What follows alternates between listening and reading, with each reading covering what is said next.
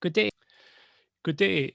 My name is Paidi O'Reilly, and it's fantastic to be meeting you today to talk about innovation in general and effectual innovation in particular. I suppose effectual innovation really is about a pragmatic approach to innovation, really focused on the concept of innovating the way we innovate. And we'll talk a bit more about that shortly. But let's just start first with a brief chat about innovation in general. Um, I suppose if you look at the stats, we can see that roughly about 66% of organizations rank innovation as a top three priority. But unfortunately, there's almost an equal number of organizations say that they're really struggling with innovation. So there's this big gap between our intent when it comes to innovation and our ability to execute innovation.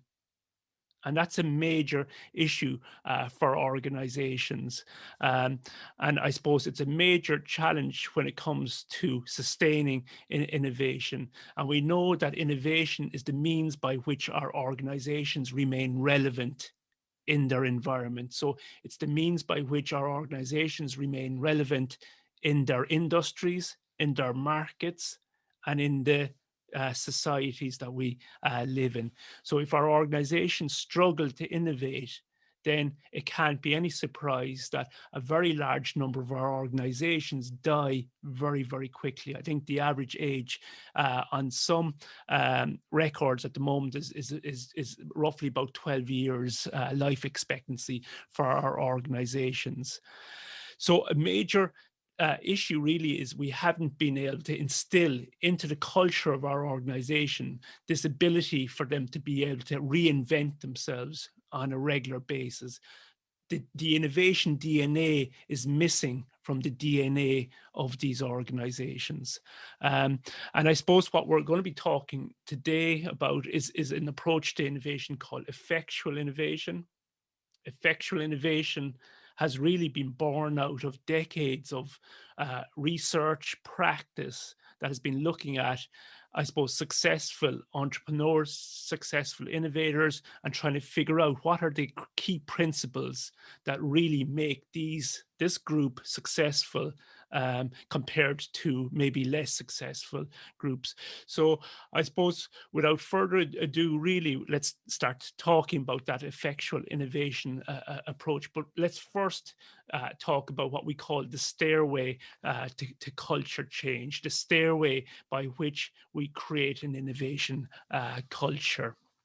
So what we have here is I suppose a very simple model in one way, but a very important model in lots of ways, and it shows I suppose the steps that we have to go through in trying to create an innovation culture.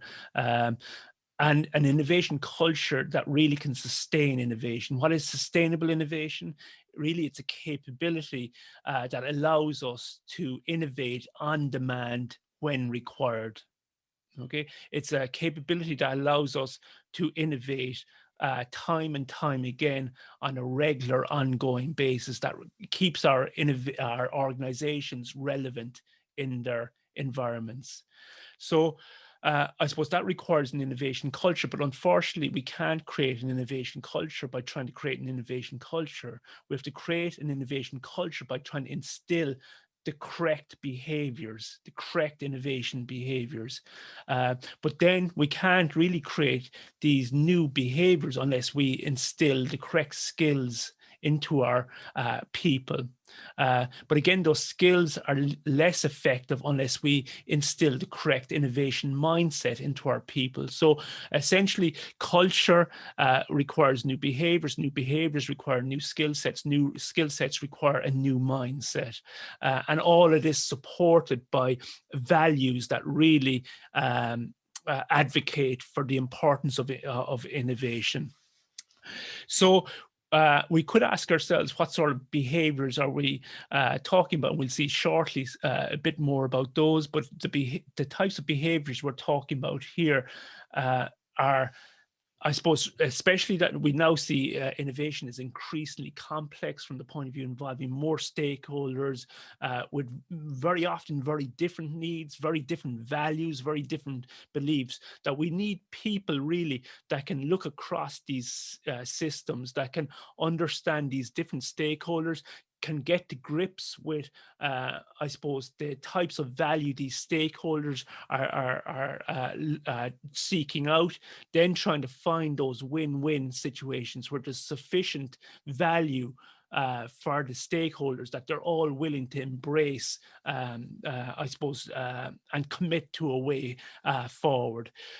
So, of course, these new behaviors require new skill sets. So, yes, we still require those technical skills, the hard skills, the software skills, and they remain relevant. But we increasingly need people as well that have the soft skills, the skills that can engage with people to understand those big questions, can dig deeply in terms of understanding maybe the concepts at play by seeking out examples of how others are addressing these problems, look for best practices, look for worst practices. We also need people that can seek out a shared intent, that can work with these groups and try and figure out, is there an intent that we can all share, that can seek the commitment towards a way forward. And of course, we need a new mindset. We need people that really embrace this idea of a problem, a challenge. They're the people that fly towards the problem or challenge rather than fly away from it. They can see that problems and challenges are opportunities for growth personally and growth for their organizations. And we need to identify those people in our organizations because they're absolutely critical to moving forward. So we saw on the last slide, the stepping or the stairways, they're like stepping stones. And the assumption may be that we start with building a mindset, an innovation mindset, and then we build the skill sets that can embrace that new mindset. And then we create maybe the behaviors that I suppose take advantage of those skill sets, and then ultimately we end up with a new culture, and innovation culture, and that's definitely one way of doing it. But I suppose we also need to keep in mind that different people work very, very differently. And I know from our experience, in some cases, that sequence of steps may not work as well for some individuals than others. For example, we've seen how some people definitely, if you can get them to think differently, then they'll start to behave differently and they'll then start to feel differently. So it's cognitive led. They think differently, and then the behavior change happens, and then the emotion change, the confidence comes.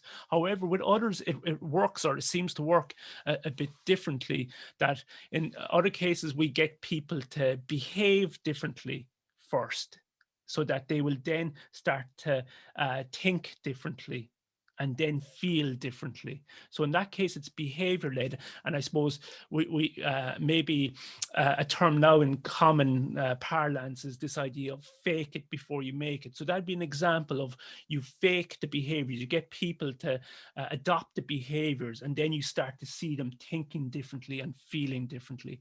Now with another group, it's very much, it seems to be an emotion driven thing, that from building their proficiency, building their skills, they get confident and they become something new. They start to behave differently. They start to think differently. So generally, when we're trying to, I suppose, instill that innovation culture, we need to be aware that we need to feed these different approaches so that people can start where I suppose is most appropriate for them to start in terms of maybe being cognitively driven or behaviorally driven or proficiency driven, and then building from there out. Okay, so I think that's something really important we need to keep in mind. We need to feed our team members, our organizational members differently. Some, by, I suppose, giving them the evidence and the, I suppose, the research maybe in terms of how and where we're going. Others, we need to maybe start to train them in terms of the way they work. Others, we encourage certain behaviors. Okay, so we've a busy diagram here, and apologies to know, but I think it's a very important diagram. It really shows the effectual innovation roadmap, the way we go about creating effectual innovation at a very high level. But of course, there's a lot of detail and individual tools about how we do this. So just looking, I suppose, first of all, at the concept of effectual innovation, it's probably important that I point out it's based on the concept of effectuation. Effectuation came out of the research of Sarah Sarasvati, who was looking at how successful entrepreneurs innovate. And she identified a number of key principles in terms of how they operate compared to their less successful peers. And those principles are included here on the right-hand side of the diagram. In terms of trying to understand what effectuation is, one of the most, I suppose, the easiest way to explain it, and again, I'm borrowing this from others, is if you consider the different ways you can bake, let's say, a birthday cake. One is that you think up of the best possible birthday cake you can possibly bake, and you then go into your kitchen and realize I don't have the ingredients or the utensils or the whatever, and you're then into this period of inertia where either you have to change your plan, your view of what the cake is, or you have to go and find all those ingredients. An alternative approach is you don't start necessarily with that big plan, that big vision of what the cake might be, but instead you go into the kitchen and you look at all the assets you have that are available to you, and you figure out what is the best possible cake I can bake with these ingredients, with these utensils. So it's a far more pragmatic approach where I suppose the emphasis is on getting going. Get going early, I suppose, and then moving and building up speed, momentum from there on. So that's, I suppose, this similar concept to what we have here. And sometimes we say, it's about really getting going and then letting the momentum build and learning as you go. Okay, so just to, I suppose, describe some of this diagram in a bit more detail, you'll see in the top axis there, those, I suppose, the 5 levels we saw on previous slides, which really is the importance that that we've each of those elements. If we really want to create sustainable change, we have to try and get towards that culture shift, working through mindset, skill set, behavior shift, ultimately to culture shift supported by the values. So those 5 elements are absolutely critical throughout, I suppose, the 4 levels that you see on the left-hand axis here. So those 4 levels are 4 perspectives that are 4 lenses that you need to look at innovation through. Okay, so innovation can be a worldview, innovation is a strategy, innovation is tactical, innovation is operational, and we need to align those. So in terms of, I suppose, innovation and the worldview, this is really a question of why are we innovating? Now, at the core of this is a principle called, pilot in the plane, that we need to, I suppose, see the future, and the future is critical to all innovation, as something that isn't preordained out there in front of us, but the future is something that we can be a party to designing.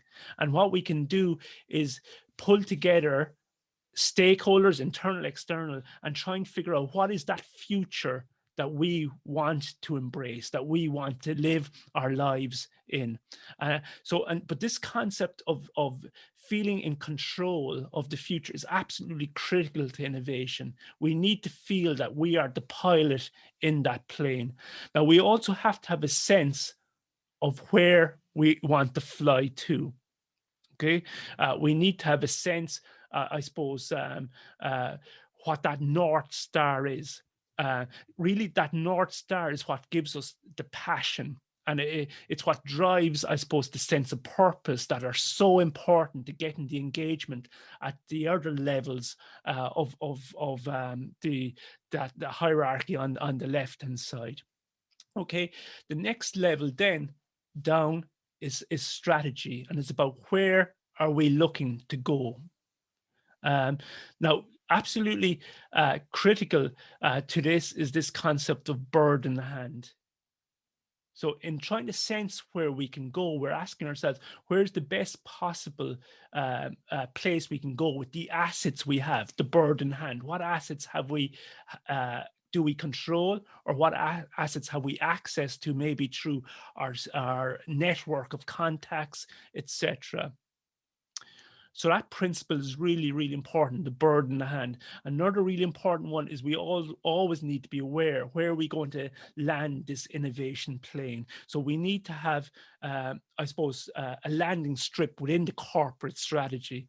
Again, you can come up with fantastic innovation, but if there's nowhere within the corporate strategy to land that innovation, then I think you're going to be really disappointed, and there's a real danger that there's going to be a lot of wasted effort. We have to be clear where that corporate landing strip is.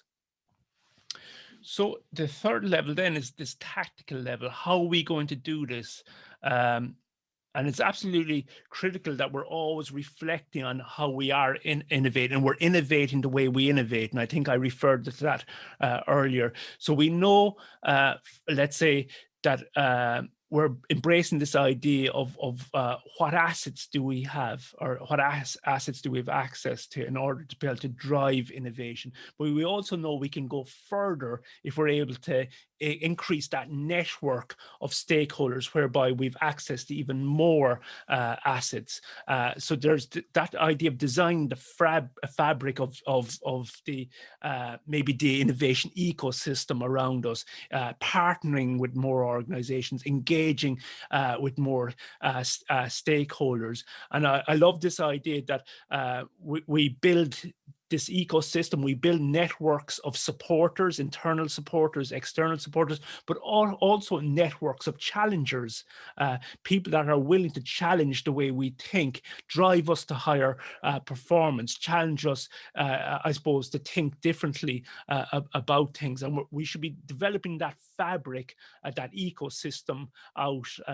And also, of course, always being aware to know that we're only going to do what we can afford to lose. So there's that affordable loss concept as well, which is very important in effectuation, also very important here. Let's kill ideas when they need to be killed. Let's kill ideas, and it doesn't mean actually, I suppose, killing them in the sense of you'll never come back to them. But again, the lessons you've learned from those projects should never ever be wasted.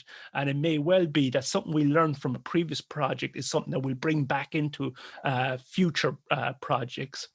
At one level lower again is more the operational level. Now, in most cases, when people talk about innovation, they're talking about the operational level. How do I get innovation going in my team or my teams, you know?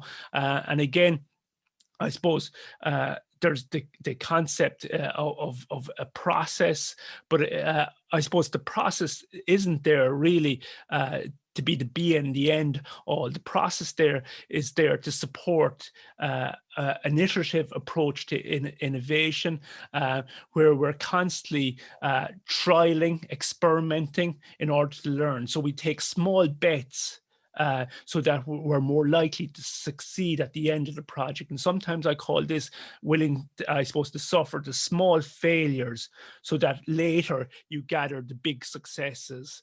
Or at least if you're identifying those early failures, you're more likely, I suppose, to kill the idea if it needs to be killed. But again, if we don't approach innovation in that iterative form, it's very likely that we're only going to realize the thing doesn't work. Let's say an idea doesn't work or does work at the very end of a very large investment cycle.